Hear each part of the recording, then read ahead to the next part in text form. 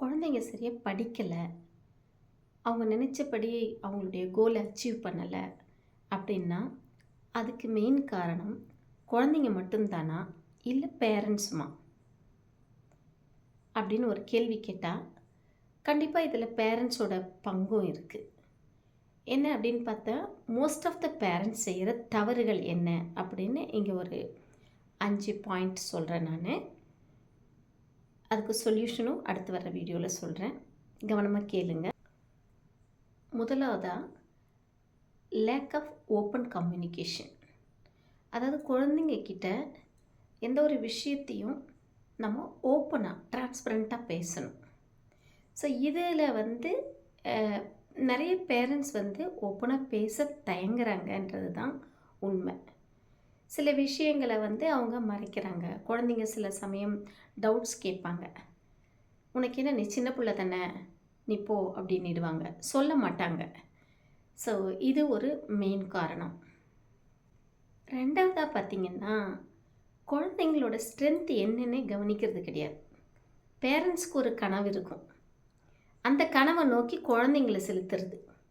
ஏன்னா தான் வயசில் தான் அடைய முடியாததை தன் குழந்தை மூலமாக அடையணும் அப்படின்னு நினைக்கிறது. இதுவும் ரொம்ப முக்கியமான ஒரு விஷயம். மூணாவதாக பார்த்திங்கன்னா, ஒவ்வொருத்தவங்களுக்கு ஒரு பாரம்பரிய தொழில் இருக்கும், இல்லை அவங்களுடைய அலுவலக ஒர்க்காக இருக்கலாம். எது இருந்தாலும் அதுக்கு கொடுக்கக்கூடிய ஒரு இம்பார்ட்டன்ஸை அந்த குழந்தைங்களுக்கு கொடுக்கறது கிடையாது. குழந்தைங்களோட ஒரு குவாலிட்டியாக டைம் ஸ்பெண்ட் பண்ணுறது கிடையாது. நேரம் இல்லைன்ட்டு ஓடிக்கிட்டே இருக்கிறது. இதுவும் ரொம்ப முக்கியமான கவனிக்கப்பட வேண்டிய ஒரு விஷயம். நான்காவது பார்த்திங்கன்னா, குழந்தைங்களுக்கு எந்த விஷயத்தில் ஆர்வம் இருக்குது அப்படிங்கிறத பேரண்ட்ஸ் கண்டுக்கிறதே கிடையாது. தெரியவே தெரியாது. என் குழந்தைக்கு எது பிடிக்கும் அப்படின்னு கேட்டால் நிறைய பேர் சொல்லுவாங்க, ஆனால் அந்த பதில் தவறாக இருக்கும்.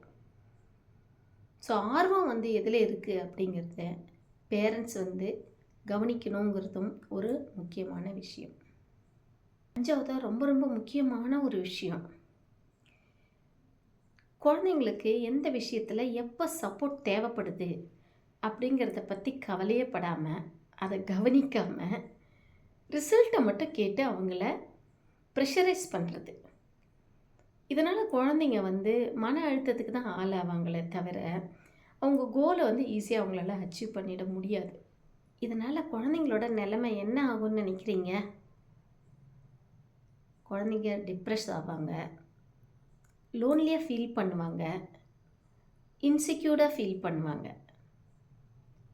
ஸோ அவங்க எதனா ஒன்று செய்யணும்னு நினச்சா கூட அவங்களால செய்ய முடியாது. அவங்களுடைய தினசரி ஹோம்ஒர்க்ஸில் கூட அவங்க தடுமாறுவாங்க. ஸோ இது எல்லாத்துக்கான சொல்யூஷன் இருக்குது. அதெல்லாம் தெரிஞ்சுக்கணுன்னா கண்டிப்பாக என்னோடய அடுத்த வீடியோவை பாருங்கள். தேங்க்யூ.